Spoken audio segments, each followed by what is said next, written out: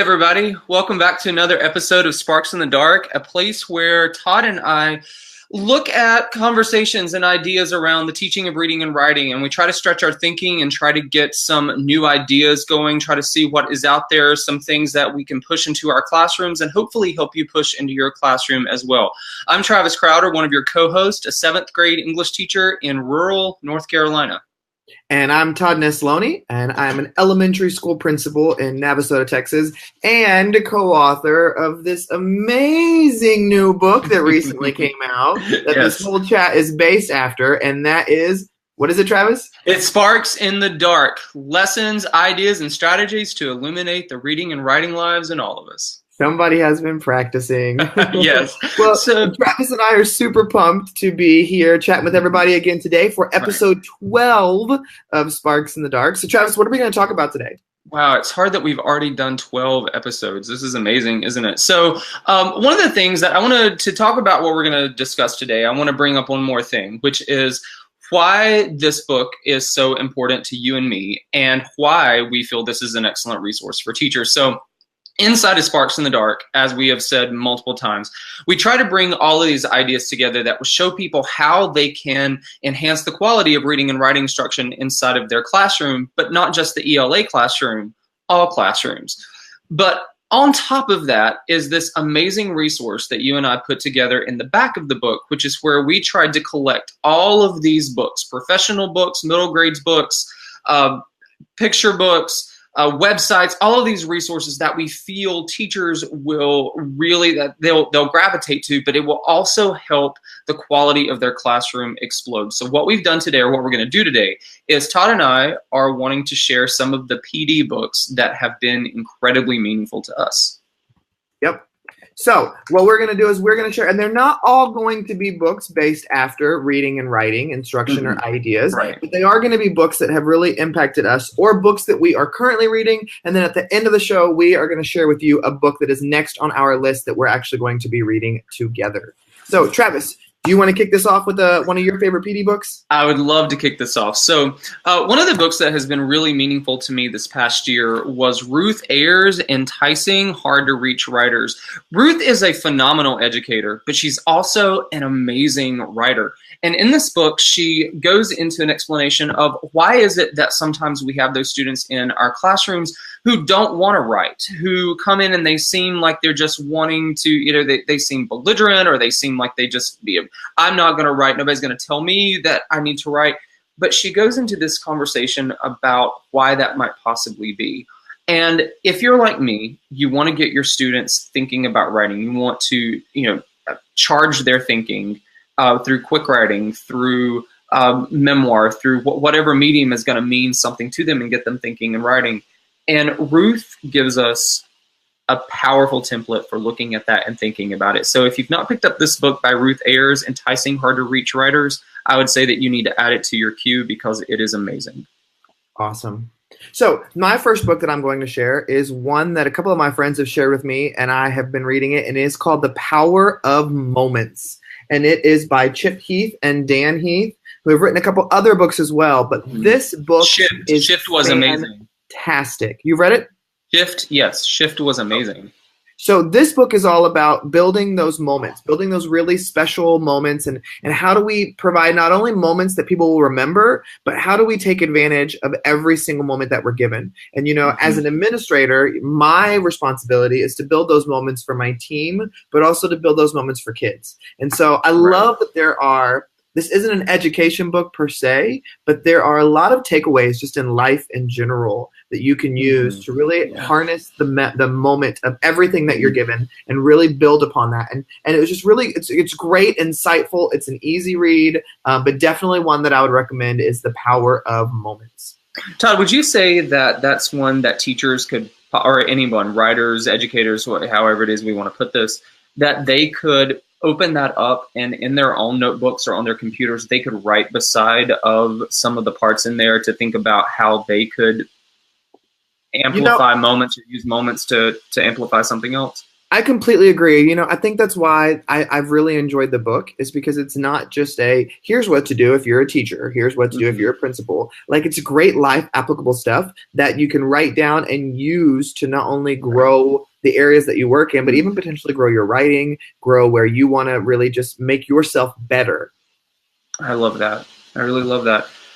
So in the power of, talking about moments that move us, this book has been exploding all over social media. If you have not read 180 Days by Penny Kittle and Kelly Gallagher, this is one that you need to add to your list as soon as possible. As you can see, I have marked this up heavily. And Because I've got to say, I've got to interrupt you, Travis, because I have to say here, if anybody has watched any of our other 11 episodes of Sparks in the Dark, I'm sure you were surprised, as am I, that a book with the name Penny Kittle on it was not the first book he shared, but rest assured, there will be more Penny Kittle books, I'm sure, that he will share throughout this broadcast.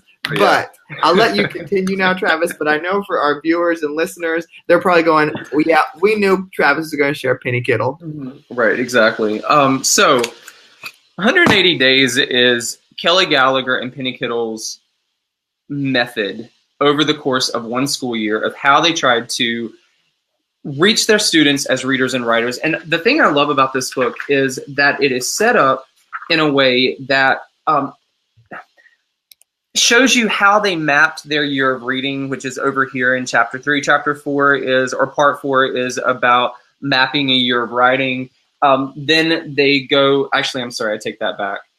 Part 1 includes that. And then part 2 is where they go into their discourses, how they go into the teaching of narrative writing, informational writing, and then argument. And also when they look at multi-genre projects. But I want to talk a little bit, though, about why this book, I think, captured my attention a little bit more than maybe others have. They start with their beliefs. Todd, how many times have you and I sat down to talk about something, and the conversation between us is, we don't start immediately by what we want to do. We don't start immediately with, this is how we're going to teach this. What do we believe that students can actually do? And what is it that we believe that they're going to get out of this in the end? Like, what is it that, what makes this so powerful? And I feel like that is what gives this book its edge, where they don't start with, here is a lesson about writing, here's a lesson about reading, here's how we taught this, here's what we said to students. This is what we believe, and we're going to launch from that. 180 Days by Kittle and Gallagher, excellent resource. Well, and I've got to say, I have seen that book be shared all over and have heard all kinds of people talking about it. Mm-hmm. So and that is on my summer actually to read list, because I know you love Penny, so I figured I'd pick it up for you. Well, Kelly Gallagher is amazing too, and I'm going to throw in an aside. If you've not read the book Read Aside by Kelly Gallagher, that is an excellent piece. It is a quick read, but it's kind of daunting because it gives all kinds of statistics and research about how reading has slowly declined in our country, but the hopeful thing about it is that he gives us ways that we could actually try and reverse that, which, you and I have attacked in Sparks in the Dark. How can we reverse this negative reaction that students have to reading and writing? So that's another resource I would throw in there. Yes. So the next book I want to share is one of my favorite people on the entire planet, and that is Kim Bearden's book, Crash Course, The Life Lessons My Students Taught Me. This book, I read it in one sitting, couldn't put it down. I mistakenly read it on an airplane, and I say mistakenly or unexpectedly because I ended up crying throughout several times in this book, which is always embarrassing when you're on a plane and you don't know the people around you, and then they all want to know why you're crying. But this book is fantastic. I used this as our staff book study one year. And what I love about this is it's applicable ideas you can do immediately, but also a lot of heart. You feel like you really get to know the author, which is always something that's really important to me. And I love this book so much. And I have to give Kim a shout out because Kim's brand new book comes out July 13th, and it is called Talk to Me. And it is a book about 6 ways that you can get things done and through conversation and how to communicate with people. And with the world we live in today, communication is all the more important of being able to communicate well. But I can't rant and rave about this book and this woman enough. Kim is like my Penny Kittle. I guess is the way we could put it. So I know when I'm trying to give Travis a reference point, I'm always like, you know how you feel about Penny Kittle? That's how I feel about Kim Bearden. She's like my favorite person on the entire planet. And this book, Crash Course, is in my opinion a must read for every single educator out there, and it's a really easy read to get through, as well as her new book. I was able to read an advanced copy of Talk to Me and write an endorsement for it, and it is fantastic, even better than Crash Course. So I know that people are really going to like Talk to Me. Amazing. Power of, so is this a book that you would say has a lot of stories in it? Oh yeah, for sure. It's got a lot of stories, but it's also real applicable things in there as well. So it's not just an all stories book kind of thing. Okay. But story is powerful. You and I teach a lot through story. We write a lot through story, which brings me up to this next book, which is Minds Made for Stories by Tom Newkirk.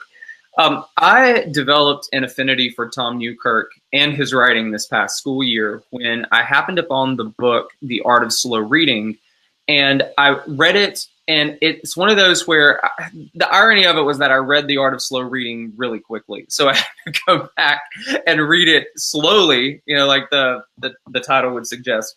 But which then led me to Minds Made for Stories. And this one has been one that I have returned to again and again, especially as I am not just an ELA teacher, I also teach social studies. And one of the things that I noticed about my students, whenever we're reading about history or we're trying to make sense of a time in the past, that most of the literature out there, textbooks and articles and things, are so dry and they're dull.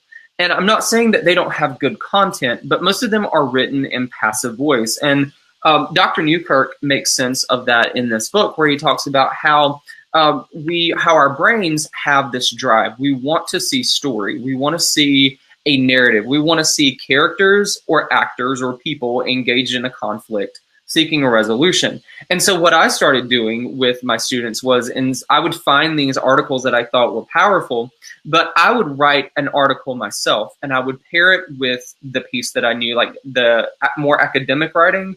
I would pair with the writing that I did, where I would tell them the story like Mr. Crowder would tell the story. And so I started doing that all because of this book. So if you are looking for something to jumpstart your thinking about persuasive text, about informational text, and you're like, I want to know about how it is that I can engage my students more in reading these, but maybe also writing them myself, this book, Minds Made for Stories by Tom Newkirk, fabulous. Awesome. Thanks, Travis. So I know the next book I'm about to share, I see that one of our viewers watching right now is Jordan Pacheba, and I know he is a big fan of this guy. But that is the book, Play Like a Pirate. So obviously, Sparks in the Dark is published by our good friends Dave and Shelley Burgess, authors of Teach Like a Pirate and Lead Like a Pirate. And they have several books in their pirate series, but one of my favorites in the series is Play Like a Pirate by Quinn Rollins. I think this, an often art that we can sometimes run into with education is forgetting how important play is, and having the kids get in there and be imaginative, be creative, and let them have access to all these things, because so often we turn into this test-taking machine in education. Right. And I love that this book brings that back into the focus and gives really practical ideas. And obviously, as an avid reader and writer now, I love, too, that he talks a lot about comic books and graphic novels, and he gives pages of recommendations of great comic books and graphic novels that you can check out. So he gives you QR codes throughout the book, so you can scan the QR codes to have access to some of these materials. But I think this is just, it's not a heavy read. It's not a lengthy read. It's great just to be able to get out there and see what I can do with the Smurfs or Legos or music or Barbie or Hot Wheels, or Transformers. He goes through each one of those and talks with lessons and ideas on how to use those. So, and I've been making sure too that I put the titles at the bottom of our screen too, so that you can make sure that you get them. So if I would spell correctly, that would help as well. It's hard for me. You're doing a great job, Todd. You're doing a great job. Right, and talk at the same time. But there it is at the bottom of the screen now. So this one is Play Like a Pirate by Quinn Rollins. And he is super active on social media, somebody great to connect with to get more ideas. And I follow him and all the awesome things that he's doing as well. All right, Todd, that whole idea of playfulness, is so important, that we have time to engage, because with playfulness comes this engagement of creativity, right? You don't want to everything to be so, even Nietzsche talked about the dust of the scholars. You don't want to be so consumed with this idea of we have to read and do all the, and they have to be mired in all of this heavy academic stuff, which is very important. But I think there is something to be said for the playful side of things too, which brings me to Linda Reef's immaculate Seeking Diversity. Linda Reef is a wonderful mentor of mine. She and I communicate every so often, mostly by email, but she's written the Quick Write Handbook, which was just recently released. She wrote another Quick Write Handbook, which was released, I'm wanting to say early 2000s. She is the author of Read, Write, Teach, which is amazing. And she also, Vision and Voice is one that is powerful. But this one right here, Seeking Diversity, was how I first came to know Linda. Linda is a huge believer in giving students a wide berth of choice and allowing them to find out who they are as readers and writers. She believes so powerfully in quick writing, which is where there are no real parameters. It's let's look at a piece of writing and let's chase thinking by responding to this piece of writing.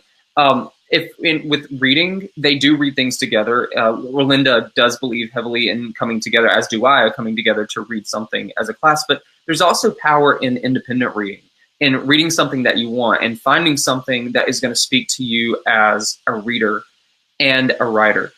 This is full of ideas, full of things to spark.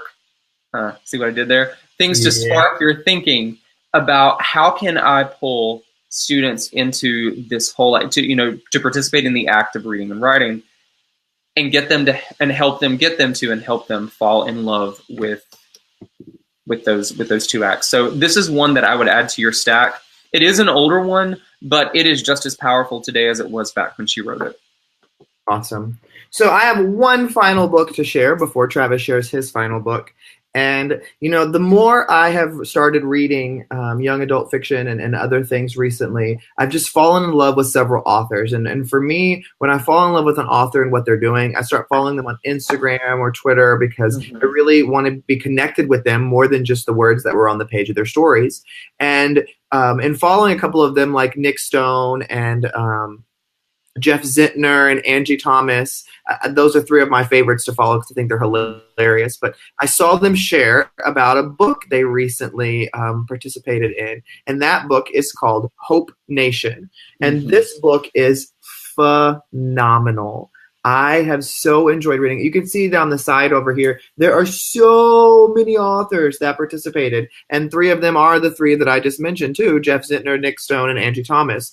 But it's all these young adult authors who came together to share their personal moments of inspiration, their personal moments of hope, and their stories. And for me, reading all these fiction books and seeing the characters they create, but then getting to read a little bit more about them, I always love that. I'm a big autobiography fan. I love hearing the backstory of people. And this is just such a great book to read. And I love the back line where it says, hope is a decision.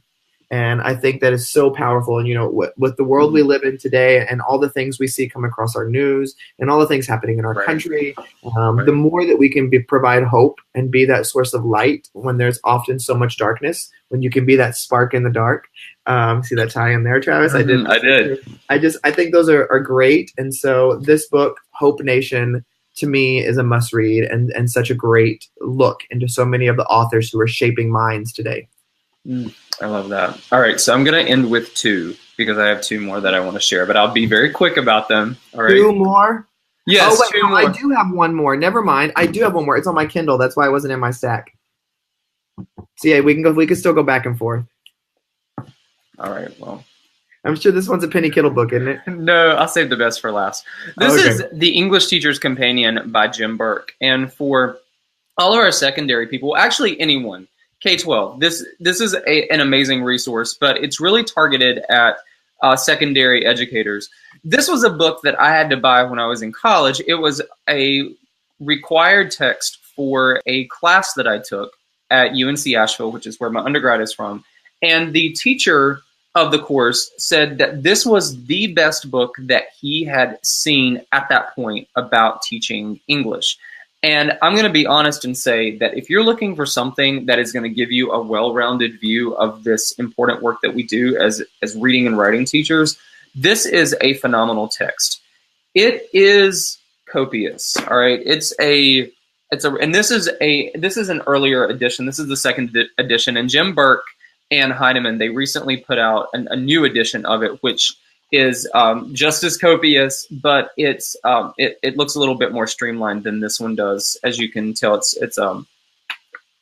this one has a little bit of age on it, which kind of dates myself. But it goes into a conversation about, whenever we try to get students to read, what are some things that we can do to pull them into that? What are some things that we can do to help them? Whenever we're getting them to write, what are we wanting them to do? We're wanting them to develop authenticity. We're wanting them to be authentic writers. We want them to have voice. We want to give them choice. We want them to have, the ability to develop ideas over the course of something. And he gives samples of assignments. He gives ideas for teachers to pull into their classrooms. So this, unlike 180 Days, this is not about an entire year of instruction. This is about this craft of teaching overall.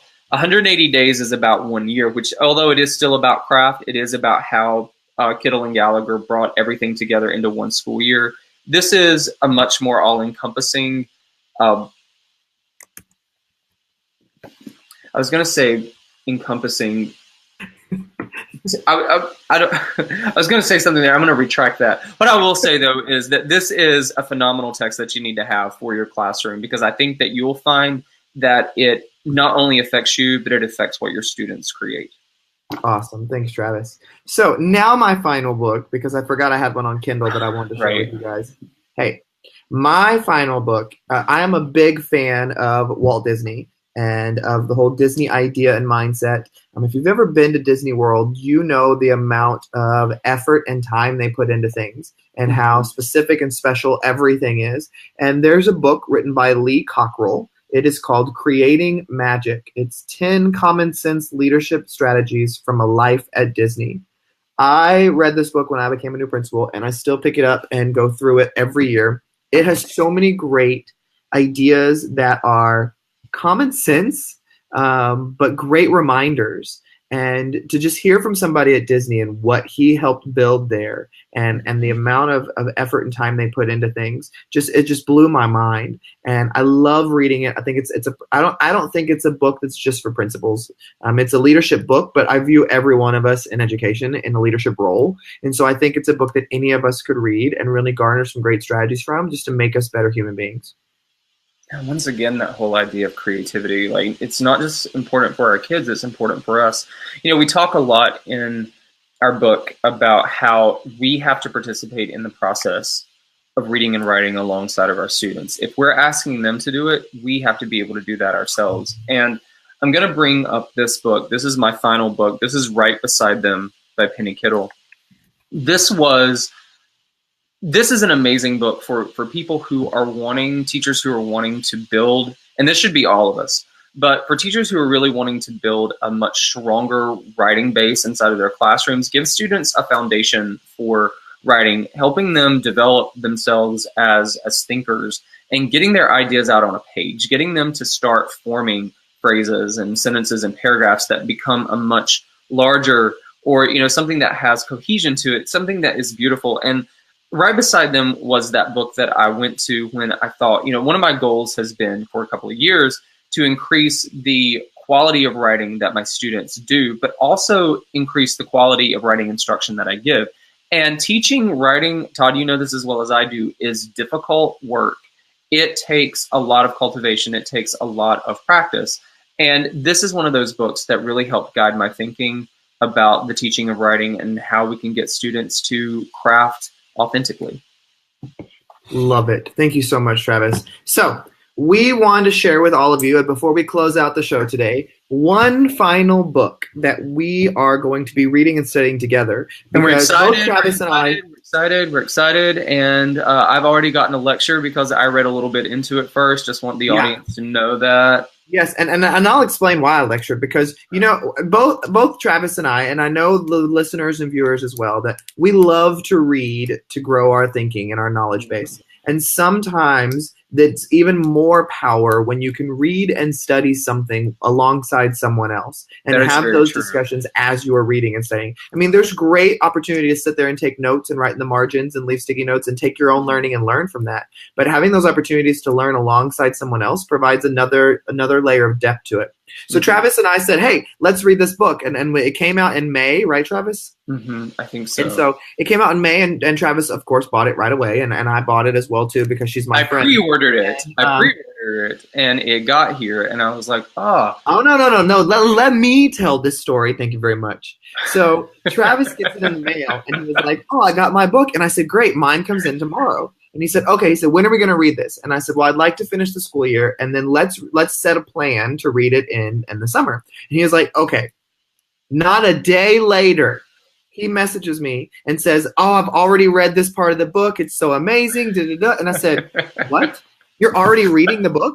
And he's like, well, it was just sitting at the table, staring at me, begging me to read it. And I couldn't just wait. And I'm like, what is the point of us making a plan to read it together if you're just going to pick it up and then brag about you reading it ahead of me? And he's like, okay, I'll put it down. I'll put it somewhere where I can't see it. It doesn't call out to me. No, your response to me when I told you that was, what the crap? That's right. And I said, fine, I don't even want to read it with you anymore. I'll just read it on my own. You said you were going to wait until we could read it together. Yeah, so let's talk about the book now. Tell them about the book. You tell them. Okay, all right. So one of mine and Todd's friends is the amazing Sara Ahmed. Sara Ahmed is a teacher who now teaches at an international school in Bangkok, but she is just a beautiful human being, a wonderful writer, and a wonderful teacher. And she wrote Being the Change, which is about social comprehension in our world, but also how we can take all the stuff that's going on. One of Sarah's lines that I love is, the world hands us our curriculum every day, and we have to be agents of change. And how can we use this stuff that's going on? What can we do, and how can we inspire students to be change makers in this world in which we live? Because that to me is a powerful thing, and it's a powerful question, and it's difficult, it's daunting to try to think about, here we live in this massive world where so many things are going on. How can we use that and leverage our skill, leverage our job as educators to help build students who can affect change in the world?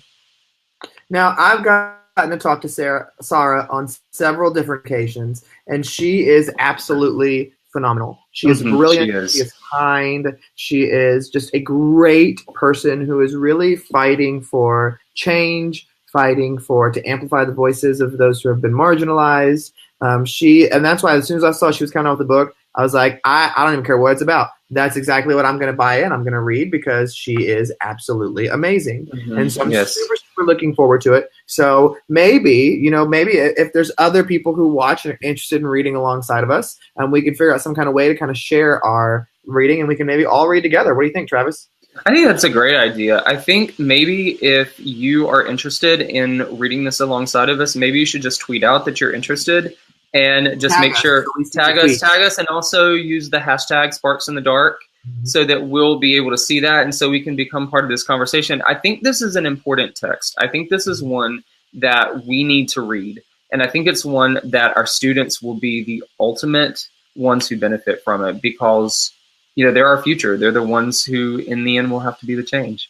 Well, and it's so funny because we didn't plan this ahead of time. So live on this show, we have just planned a book study with Being the Change by Sara Ahmed. And so if you want to join, tweet us out, comment on this video, but use the hashtag Sparks in the Dark so we can find it easily. And we'll probably set up like a Voxer group, and we'll make a plan to chat about the different chapters as we read them the rest of the summer. All right, I think that's a great plan, Todd. I've enjoyed this episode. I hope everybody else has too. And we hope that you will not only pick up a copy of Sparks in the Dark and read it, but that you will also take all of these wonderful professional development books or things that are going to stretch your thinking as an educator. Take those to heart. Drop them in your Amazon cart. Find them. Use the Heinemann website is great. Also, Dave Burgess's website, great place to get books as well. But take these to heart, take them and use them, read them, and don't feel overwhelmed either. I'll finish my comments. Yes, there's the page, or one of the pages with all of those resources that we give. Do not feel overwhelmed at the amount of books that we are giving you. We do not expect anyone to get all of these books and read them over this summer. What we're wanting you to do is to pick the ones that spoke to you, pick ones that you feel will enhance your craft as a teacher. What is going on inside of your classroom? What are some things that will help you? Pick those books, read them, and then use them to create even better things inside of your class. Awesome. I think that is the perfect segue into the end of our show. So thank you, everybody, for watching or listening again to another episode of Sparks in the Dark, where we seek to hope to inspire and give ideas and resources. We'll also our next episode is going to have a special guest, so be looking out for that as we bring in some more voices in the reading and writing world to kind of share their stories and give some great practical advice. And it may even be the third episode with Jennifer Lagarde. Who knows? Because it may be. Well, she's pretty much our third host of most of the time. Is. And she's also been asking or talking about, when am I going to be on there again? Or am I going to be on there again? Or maybe she said something like, well, I know you two are going to ask me to be part of it again, so just let me know. I'll pencil you in wherever. That's right. So we hope everybody has a great summer and get some reading in there, whether it's young adult novels, whether it's children's books, or whether it's some professional development books like the ones we shared. And share in the comments or on Twitter using the hashtag Sparks in the Dark about your favorite professional development book that you have read recently that you think others should check out. And make sure you pick up a copy of Sparks in the Dark on Amazon and Barnes & Noble today. Everybody have a great day. Yeah, goodbye, everybody.